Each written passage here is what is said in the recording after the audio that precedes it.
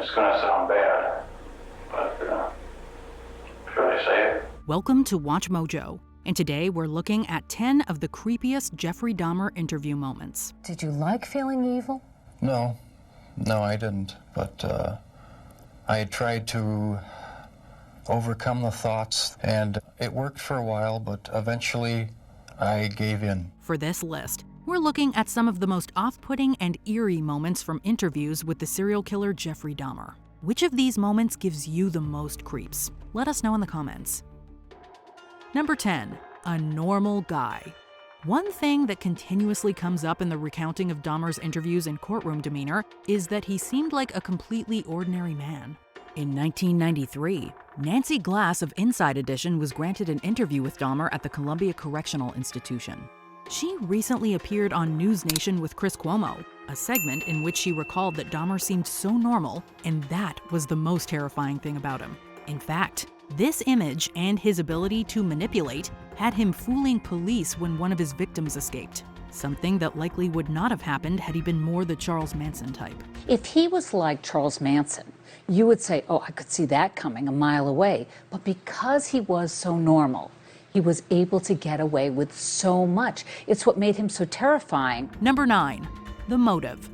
Once Jeffrey Dahmer was caught, he didn't hold back on confessing or explaining the motivation behind his unforgivable actions. In a recently released extra footage scene from the Nancy Glass interview, Dahmer said he did not kill out of anger or hate, but because he, quote, wanted to keep his victims with him. Not because I was angry with them, not because I hated them, but because I wanted to keep them with me. His needs escalated, resulting in cannibalism. The matter-of-fact, monotonous tone of Dahmer's voice is especially disturbing.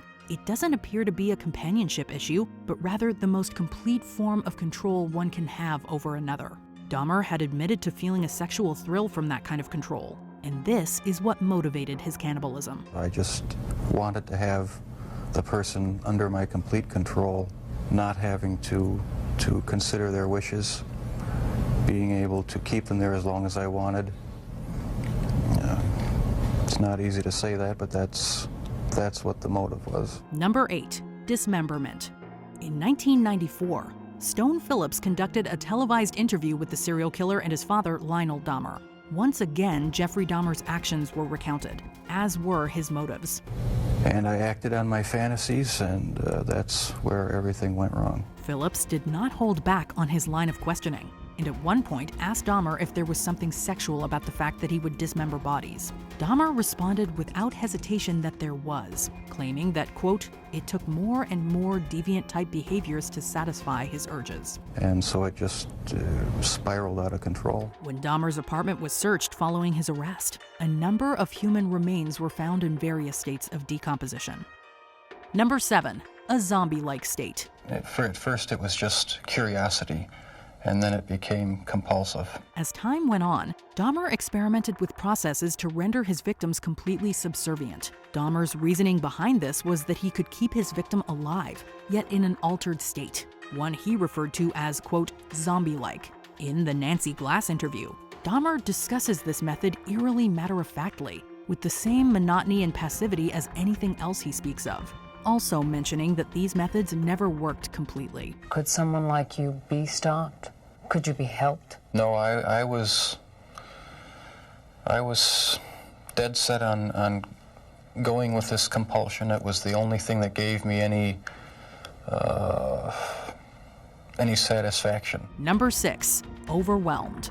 Jeffrey Dahmer's lawyer, Wendy Patricus, recently spoke with documentary filmmakers on the limited series Conversations with a Killer, the Jeffrey Dahmer tapes. In the series, she recounted her experiences, as well as relayed Dahmer's confessions and story.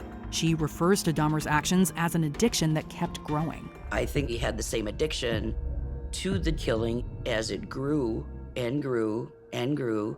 He needed it more and more and more. Dahmer revealed that he couldn't wait. He, quote, needed the excitement of it. He said, Wendy, I couldn't help it. I needed the excitement of it. Number 5, the taste.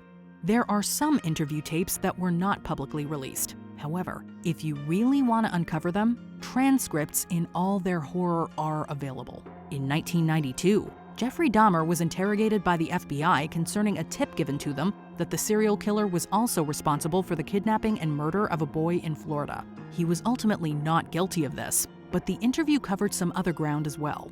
Dahmer's killings were discussed, and at one point, ventured into especially dark territory about his victims. When asked about what he did with some of their remains, he responds, quote, "You've had filet mignon, haven't you?" He then elaborates in a way we wish he wouldn't have, claiming that it's, quote, "very tender." Number 4, a nice-looking face. All bases are covered in the Wendy Patricus tapes, and it's chilling to say the least. When Dahmer recalled the murder of Anthony Sears, he spoke of Sears's looks and how he had, quote, "a nice-looking face." He had a nice looking face. He therefore decided to preserve Sears's head. This was the first time Dahmer tried this method to preserve a victim's head, something he casually referred to as, Well, just branching out into different variations.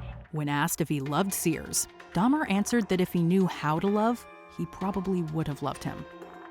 Number 3, the carrying case. He kept a few pieces of the boy's body, which he stored in an airtight case and took with him to work. He spoke openly about this carrying case in the Nancy Glass interview and how he'd keep it stored in his work locker. Were you almost flaunting it? Yes, but that's how strong the compulsion was. That's how bizarre the desire was. I wanted to keep something of the person with me. In the Patricus tapes, Dahmer reveals that it didn't quite turn out as he would have wished, as with time it no longer looked like Sears. Because by that time it was fairly obvious that it didn't look like Tony anymore. At the end of the Stone Phillips interview, as Dahmer was being escorted out, he pointed out something of interest, an equipment case that looked like the one he'd owned. Just a point of interest, that's the type of box. This is the type of box? He wanted us to know that box looked strikingly like the one his father had found. Number 2, the shrine. When Dahmer was arrested, he was in the midst of a project, building a grotesque shrine of sorts. In the Patricus tapes, Dahmer described the shrine as, quote, "a remembrance" and a, quote, "keepsake" of his victims. It was my own, private little world, I had complete control. That's about the ultimate control you can have. Dahmer drew a diagram of the planned shrine for Patricus, which he shows us in the Netflix documentary, and which Dahmer actually signed. The thinking behind it seems to have been related to control, but also as a way to keep his victims with him. It's truly eerie to imagine Dahmer seeking some sort of comfort from a shrine of human remnants. Jeffrey's building the shrine was all about power and control for him, and that each trait that he liked out of each one of them was something that was now internalized into his own life. Before we continue, be sure to subscribe to our channel and ring the bell to get notified about our latest videos.